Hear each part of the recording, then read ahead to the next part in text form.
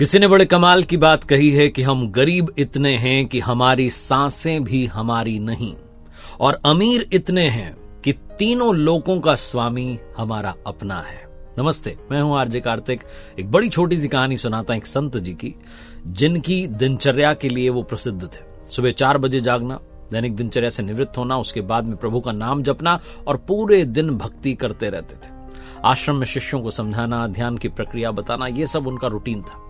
सुबह जागने के बाद, दैनिक दिनचर्या से निवृत्त होने के बाद नदी किनारे भ्रमण के लिए जाते थे। एक दिन सुबह सुबह ऐसे ही भ्रमण के लिए निकले हुए थे कि उनकी दृष्टि पड़ी भगवान के दूत पर, यानी देवदूत पर।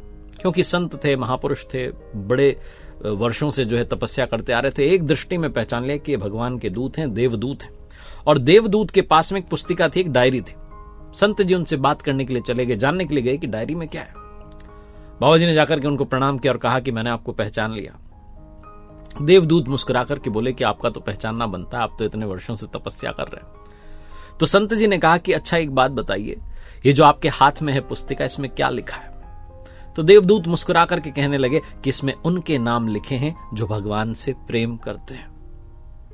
तो महात्मा जी ने कहा कि अगर आप बुरा ना माने तो मैं एक बार आपसे लेना चाहूंगा और पढ़ना चाहूंगा, किस किस का नाम लिखा है।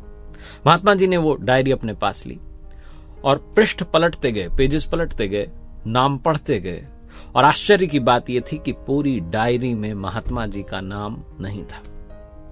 महात्मा जी मुस्कुराए और वो जो पुस्तिका थी दे दी। देवदूत को उनसे कहा, बहुत बहुत धन्यवाद, जय श्री कृष्ण। आगे बढ़ गए। पूरा दिन मस्ती में बीता। पूरे दिन वही किया जो रोजाना करते थे, वही भक्ति की, वही नाम जपा, शिष्यों को सिखाया, समझाया। अगले दिन फिर से सुबह सुबह जब भ्रमण के लिए निकले तो अगले दिन भी वही देवदूत उसी जगह पर मिले। इन्होंने पहचान लिया, पहुंचे उनके पास, प्रणाम किया और आगे बढ़ने लगे। जब आगे बढ़ने लगे तो देवदूत ने पूछा कि संत जी, आज आप डायरी में पढ़ना नहीं चाहेंगे किसका नाम लिखा है? बाबा जी ने कहा, नहीं नहीं ठीक है। देवदूत ने कहा, नहीं नहीं पढ़िए। तो इन्होंने वो पुस्तिका ली, उसको जैसे ही खोला, जैसे ही पहले पेज पर गए, सबसे ऊपर इन्हीं महात्मा जी का नाम लिखा था। इन्होंने कहा, अरे भगवान के यहां पर भी 2-2 डायरी है क्या? कल तो मेरा नाम नहीं था, आज मेरा नाम है सबसे ऊपर, सबसे पहले। देवदूत मुस्कुरा करके कहने लगे कि कल जो डायरी थी उसमें उनका नाम था जो भगवान से प्रेम करते हैं, और आज जो मेरे हाथ में पुस्तिका है इसमें उसका नाम है जिससे भगवान प्रेम करते हैं।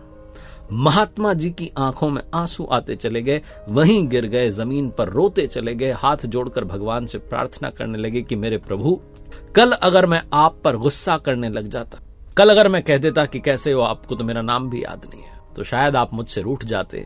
मेरा तो भरोसा आप पर अडिग रहा, और आज देखो दूसरी डायरी में सबसे ऊपर मेरा नाम लिखा है। हे मेरे प्रभु, मुझ पर ऐसी ही कृपा बरसाए रखना कि जब संकट आ जाए तब भी मैं आपको ना भूलूं।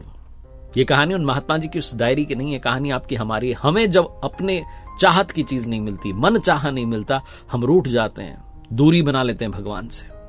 लेकिन हमें रूठना नहीं है, हमें भरोसा बनाए रखना है।